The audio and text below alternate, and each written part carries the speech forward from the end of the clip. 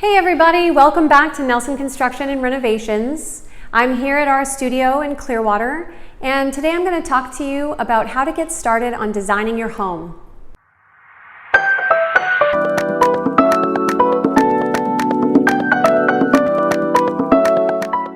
I'm Dominique Nelson of Nelson Construction and Renovations. My husband and I have been designing, building, and remodeling homes all over the Tampa Bay area for the last 15 years.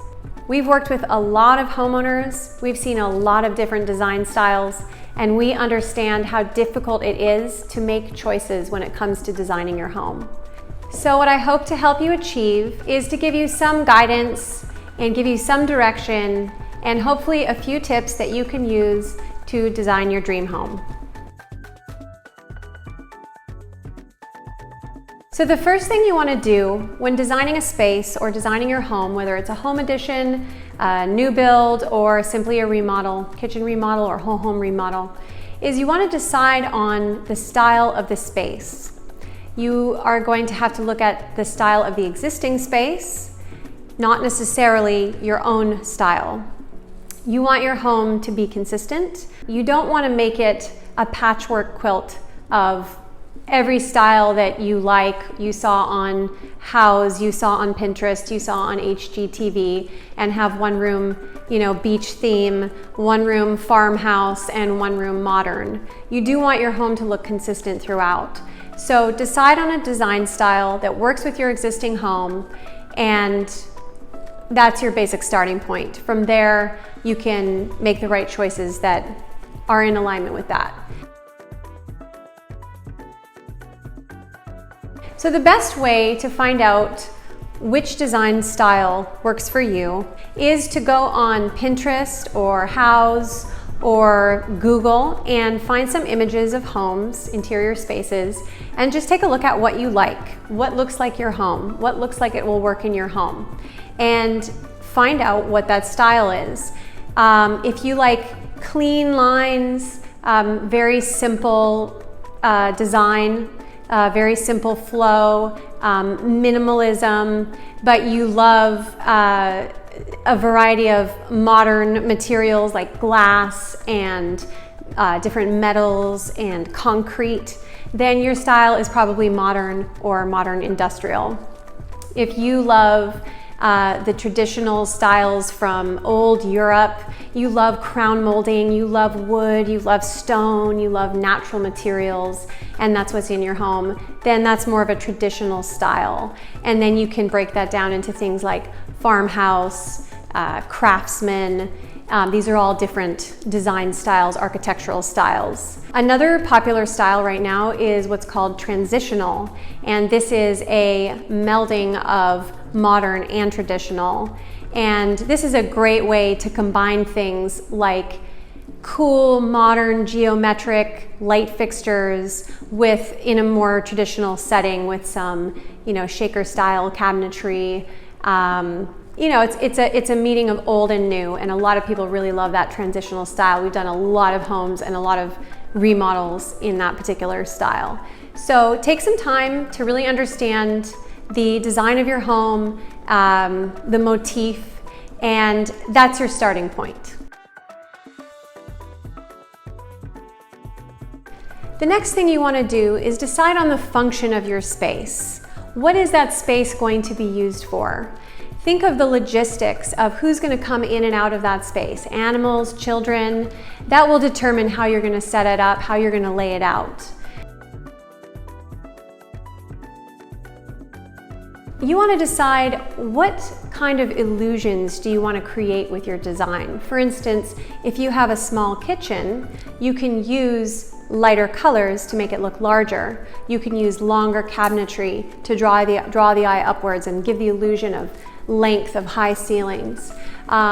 If the space feels very cold and uninviting, then you can add some unique texture, add some shiplap, add some wainscoting, some chair rail to make the space feel warmer. Maybe you need to bring the furniture in a little bit more, add some draperies.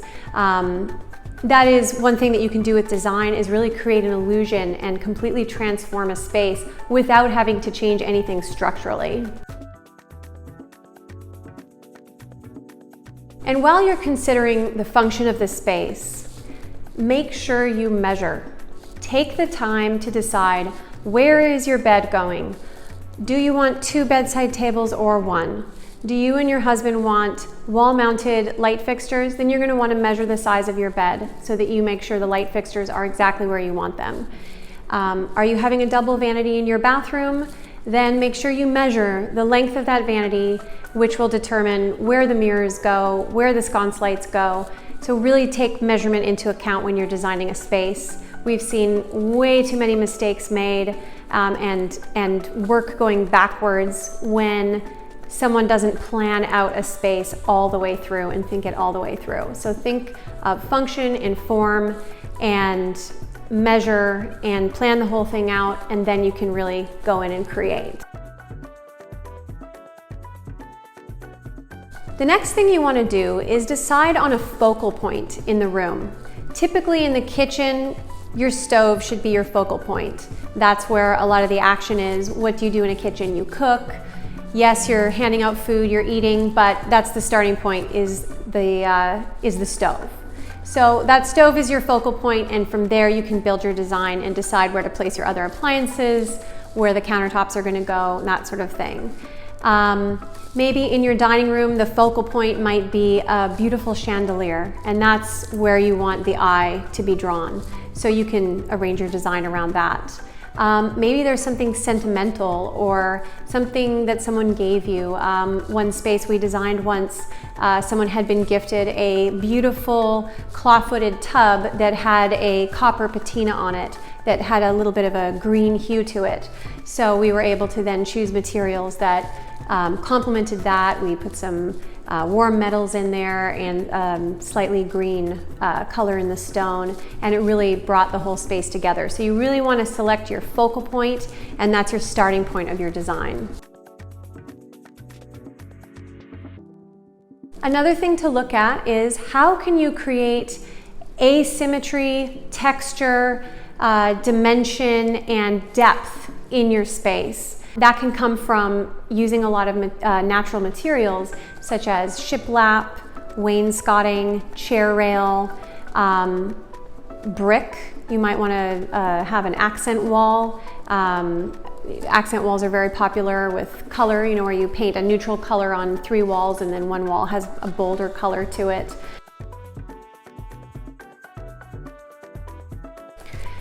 Now that you've worked out all the logistics of the space and the functionality of it and how things are going to flow, maybe you have a set of blueprints, a floor plan, a schematic that you can look at and you know where everything's going to go. You can even sketch out your own. Now you get into the fun part. Now you get to pick the finishes and the fixtures. You get to choose your light fixtures. You get to choose your solid surfaces, your backsplash tile. This is where it gets really fun. So the first thing that I would recommend when you get started on selecting your finishes and fixtures is get as many samples as you can. Most vendors will give you free samples. If not, they're very inexpensive, but it is definitely worth your while to order some samples to your home or come to our design studio and pick some up and take them into the space. There's really nothing like seeing the natural light and how the material interacts with your home. So you want to take, let's say you've got a subway tile that you're considering as a backsplash in your kitchen. You've got a dark quartz that you would like to use for your countertops in your kitchen. You are planning on using polished chrome fixtures, faucet, things like that. We also have samples of grout color. And you can lay these all out in your home along with a paint swatch. And that's how you're really going to see whether your design is unified, whether it's going to go together. I've seen some interesting things revealed when I actually go to the space and lay the materials out in front of me and realize, oh, that color doesn't actually work in that space. Or maybe I arrive and realize that the homeowner actually loves warm colors when I had been going for more of a cool color palette, but all of their furniture is warm colors, and so my design takes a completely different direction. So definitely order samples, bring them into your home, lay them down, lay them next to things, see how the light plays with the materials, and have a lot of fun with it. So the next choice you're going to want to make, which is usually a big decision for a lot of homeowners, is the style of cabinets. Whether it's your kitchen cabinets, your bathroom vanities, could be some custom built-ins. You're going to want to choose the style. The style of the door usually is what you're looking at. At Nelson Construction Renovations, we build custom cabinets, so we have our own cabinet shop, and this display was created by our cabinet makers. So this is an example of a shaker style door, which is pretty popular in traditional style, transitional style, a little bit in modern as well. This is very popular right now. It just has this very simple profile. Another style that's really popular right now, especially for those who love modern, is the flush panel door, and that's where there won't be any profile here. It'll just be a flat slab, but you can have a lot of fun with textures and colors and really play it up and make it a kind of a centerpiece or a showpiece part of your kitchen in that regard. Another place where homeowners can have a lot of fun is with the hardware. On these cabinets, we used a matte black straight bar. Some of the decisions you're going to have to make are, do you want it vertically? Do you want it horizontally? As you can see, these ones are smaller. There's a lot of different sizes you can order. Maybe you want knobs, maybe you like glass, brass. Another nice feature is when you match if you have exposed hinges, you can match the colors with the hinges and the pulls. You also may want to add some glass to your cabinets. We could make this whole panel glass. It could be frosted glass. There's a wide variety of different types of glass you can put in there. Or you can just put it right along the top of your cabinets. That can be a very nice touch. And the other decision you're going to want to make is, do you want crown molding along the top? For modern style cabinets, we don't really recommend the crown molding. That's more of a traditional look. Could be used on transitional as well. But as you can see, it adds quite a lot of elegance.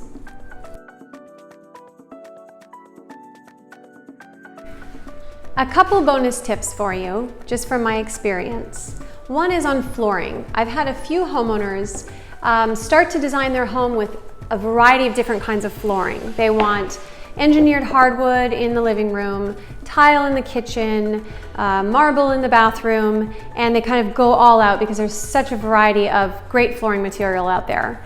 However, if you do want to create that flow through your home, that unity, and a feeling of openness and space, then I recommend using the same flooring throughout the home.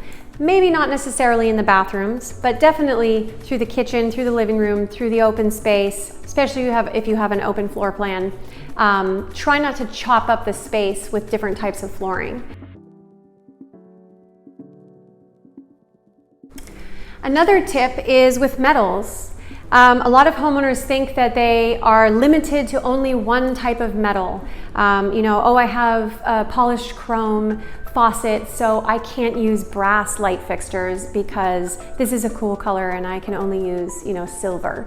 But nowadays, that's actually not true. Mixed metals is totally in, especially when it comes to your home, because you want it to look like a creation, like a work in progress, like you've been creating on this and going, oh, I love those light fixtures, let me add this, let me add a piece of this. You don't want your home looking like a hospital or a hotel. So definitely have fun mixing it up with mixed metals. The key with mixing metals is you want to choose a base metal.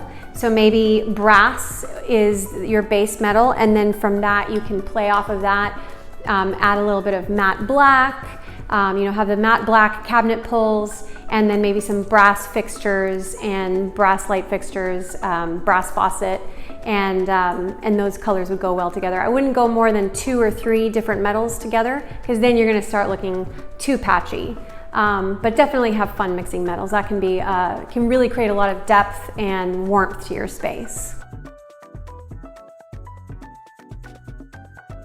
One thing I wanted to go over regarding tile is that you can have a lot of fun playing it up with patterns. This is a great way to create texture in a bathroom or with a backsplash. This may look like it's just a rectangle, but there's so much you can do with this. You can put this in a herringbone pattern, you can make it a brick pattern, you can stack it horizontally, you can stack it vertically. You can even have 2 stacked vertically, 2 stacked horizontally. So that's one way you can really play it up with texture if you just like the simplicity of white subway tile. Another way that you can add texture and depth is by playing around with grout colors. I personally love the look of white subway tile with black grout. I think that is so cool. Or you could do a dark gray, depending on the color palette in your room. My personal favorite way to add personality to a space is with light fixtures. You can have so much fun in this area. There are so many websites that have a great variety depending on the style of your space. There's beautiful beaded bohemian chandeliers if that's the look you're going for. You know, there's the restoration hardware look. There's a website called Lamps Plus, which is a good middle of the road if you've got a tighter budget, but they've got a great variety. I love the Edison bulbs, clear glass. There's just so much out there with light fixtures, and the difference in a room between just having recessed can lights and then adding a beautiful fixture is like night and day. To me, it just takes it from being this cold, empty room to actually have some personality and being a home. So definitely have fun with that area.